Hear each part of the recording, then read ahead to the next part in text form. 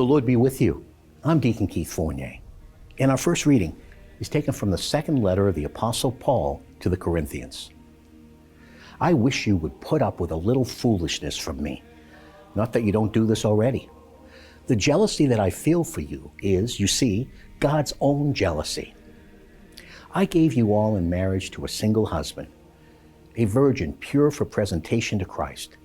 But I am afraid that just as the snake with his cunning seduced Eve, your minds may be led astray from single-minded devotion to Christ.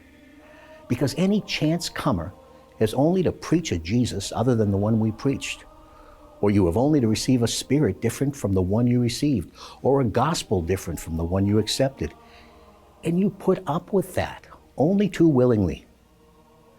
Now I consider that I am not in the least inferior to the super apostles. Even if there is something lacking in my public speaking, this is not the case with my knowledge, as we have openly shown to you at all times and before every one. Have I done wrong then, humbling myself so that you might be raised up, by preaching the gospel of God to you for nothing? I was robbing other churches, taking wages from them, in order to work for you. When I was with you and needed money, I was no burden to anybody, for the brothers from Macedonia brought me as much as I needed when they came. I've always been careful not to let myself be a burden to you in any way, and I shall continue to be so. And as Christ's truth is in me, this boast of mine is not going to be silenced in the regions of Achaia. Why should it be? Because I do not love you? God knows that I do. And our response is taken from Psalm 111. Alleluia. I give thanks to Yahweh with all my heart in the meeting place of honest people, in the assembly. Great are the deeds of Yahweh, to be pondered by all who delight in them. Full of splendor and majesty his work. His saving justice stands firm forever. He gives us a memorial of his great deeds.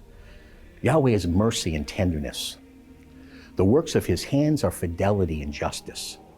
All his precepts are trustworthy, established forever and ever, accomplished in fidelity and honesty. A reading from the Holy Gospel according to St. Matthew. Jesus said, "In your prayers, do not babble as the Gentiles do, for they think that by using many words they will make themselves heard. Do not be like them. Your Father knows what you need before you ask him. So you should pray like this. Our Father in heaven, may your name be held holy. Your kingdom come. Your will be done on earth as in heaven. Give us today our daily bread, and forgive us our debts, as we have forgiven those who are in debt to us. And do not put us to the test, but save us from the evil one."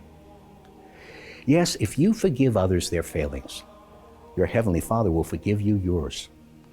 But if you do not forgive others, your Father will not forgive your failings either.